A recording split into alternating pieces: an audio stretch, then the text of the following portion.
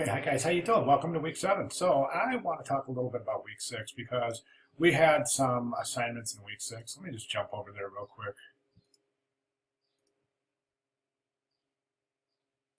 Sorry, I should have had this open before, but the reason I want to look at this is because I want to jump over to week 6 and I want to talk a little bit before we introduce week 7. I just want to take a look and remind you of a couple of things that in week 6. We had the photo assignment and the discussion forum. The photo assignment was quintessence. You guys did just fantastic on it, and it really shows that you're growing as a group. This is a kind of a complex notion to wrap your head around, this quintessence. How do I shoot quintessence? And the way that you guys, first of all, I think that it's really impossible. A couple of those of you who submitted without a written explanation, I kind of said, hey, listen, I know this is quintessence to you, but you have to explain what you're saying so we understand what you're saying. So I think it stands to reason that this photo assignment would definitely need to have a written rationale included with it so that we know what you're thinking. And then once we know what you're thinking, I know that once I looked at it and I read your rationale, I thought, this is fascinating. You guys did a fantastic job on this quintessence photo assignment. Really showing forward movement and growth as a group. Very impressive. And then we had the discussion forum, and that's where I was really super impressed. And I want to jump over here, and I just want to say, and I mentioned this to a couple of you, but here's our image. Remember this discussion. You guys did really well on it. You also did very well on the Build a Fire by Jack London. And basically that's an exercise in setting up your own images. Basically you're directing. So, and this is what movie directors do. Here's the story. You're kind of envisioning how you see it.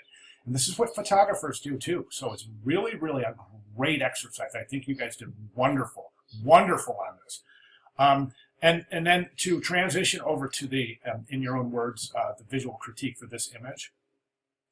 I think you guys, again, very advanced stuff. And the reason I say that is because this image, and I did mention this to a few of you in discussion board, but this image, if we were to have introduced this image, think back in week 1 or week 2, if we were to have introduced this image before you guys, before we started talking about narrative and building stories and the parts of a narrative, the successful parts of a narrative, successful parts of telling a story, I don't think that we would have got the positive response we got from this, okay? You don't have to like the image, okay? But there is a story behind every image, and it's really important to try to dig deep to unearth that story. And this is the thing I'm saying about this image, is that back in week 1, I think, as a matter of fact, we don't even have to go back to week 1. We can go right here, where this portrait, I think a lot of people were nervous with this portrait. A couple of others.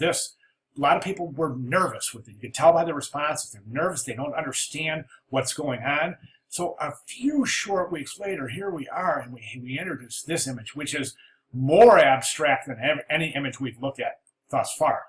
And for you guys to take a look at this and really start deciphering the artist's intent. I know back in week 2, when I used the word artist's intent, you guys, a lot of that, I could just imagine your faces look at me and go, what are you talking about?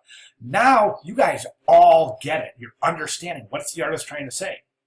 And that's the essence of photography. Okay? It's not just the way it looks. Ever. It's not just the way it looks. It's what's behind it, the thought behind it. That's intense. And that's why I love photography. We talked about, can an image tell a story? Can one image tell a story? And I say no. And I'm glad an image can't tell a story, because otherwise photography would be boring. I think the fascinating thing about photography, and photography is the #1 hobby in the world, guys, but we're not hobbyists. We're going to consider ourselves to be photographers here very shortly, if not already, based on what you've learned. So when we look at this, when we look at these images, we really have to understand that there's a story behind each and every one of them. Once we understand that story, we can start to decipher that story, we start to really understand that our images tell stories too. That's what you guys are getting, and that's where that quintessence photo shoot assignment came in just so beautifully. So I'm really pleased at the progress of this group. Really pleased, guys. Please keep it up. You guys are doing amazing. This is one of the more engaged intro to photography classes I've ever had. So you guys should be very proud of what you're doing. All right, visual critiques are doing fantastic. Let's jump over to our current week. Week 7. We're wrapping it up here, guys. We are going to be done very shortly. So, all right. So week 7. What I want to do is I want to go to week 7, and I just want to do a real quick synopsis. And I'm just going to go through this. Now, presentation formats is important. Now, I kind of wish that this lecture had more on how to mat your photos and how to present your photos, matting and framing your photos, especially matting, taping and matting your photos. That's pretty important stuff, but that's not covered. The great thing, though, is that there are several different ways of presenting your work that are covered in this lecture presentation formats. We've got our discussion forum. Let's go ahead and jump over there. Take a look at that. Whoops. Oh, sorry about that. I would want to go like this for that discussion forum.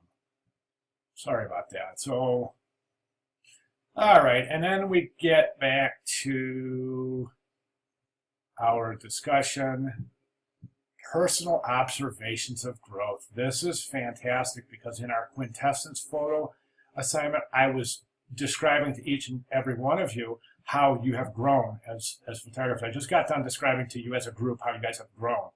And each one of you has grown individually. And I mentioned a lot of that about in the quintessence. But this is, we're going to take that a step further where you're going to actually discuss your own personal growth and address things like narrative and understanding. Address things like, did you understand that every image should tell a story or does tell a story? And did you understand that 6 weeks ago? And do you understand it now? That's really important. I think you all understand it now. I can't say we all understood it 6 weeks ago, and nor should you be expected to. This is something new. Okay, and this is great. Okay, you guys are going to love this. Share a photo of yourself based on a single topic of happiness.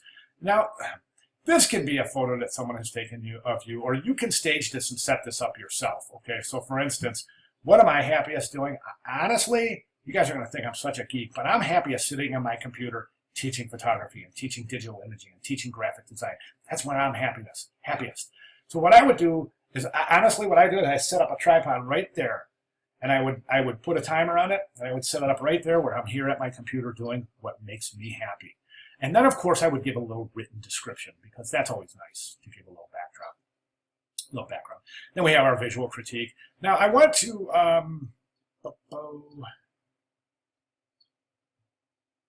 let me see. Okay, so we got a writing assignment, guys. We got a writing assignment this week. We also have our portfolio examples assignment. Let me click that open so we can see what that is. So you can see this is not graded, but this is mandatory for participation. So what you're going to do here is you're going to share 1 to 3 images from your final project. Remember, our final project is 5 to 20 images. So you're going to share 1 to 3 here. And please give us a written rationale as to what the intent of your final project is, so we know. We can look at your images and we can make educated comments on that. I want to draw your attention to this right here. This is so important. Those of you who have been submitting high-resolution images, please don't submit high-res images for your final portfolio. It'll take forever to download, and for this assignment, your classmates won't be able to download high-resolution images. It takes too long. So what you want to do is make sure that you're 1,000 pixels maximum for your width and your height. Okay, doesn't have to be 1,000 by 1,000. Doesn't have to be a square format, but just that is the max width or height that is allowed for the assignment. And then make sure that you're not submitting high-res images. Please make sure you're submitting 72 ppi images. And then you can save those out as JPEGs like you have been doing. But please, no high-resolution image. Nothing more than 2 megabytes, guys. I mean, there's no reason that we should have 17 megabyte files going into this assignment. Low-resolution image. Very, very important. Okay, that's what I have. Where the heck was I?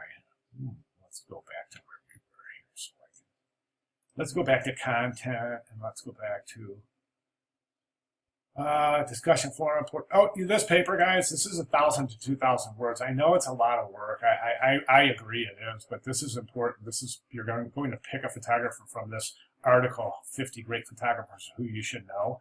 And It's a 1,000 to 2,000 words. I mean, it's gonna be an easy rate for you guys because you're gonna be able to discuss the things that you've learned and the things that you like. I'm over 10 minutes. Didn't want to do that. All right, guys. Welcome to the week. I will see you guys in discussion boards. Any questions, comments, concerns whatsoever, please get with me. We've got final project coming up next week. So any questions, please get with me. Thanks, everyone.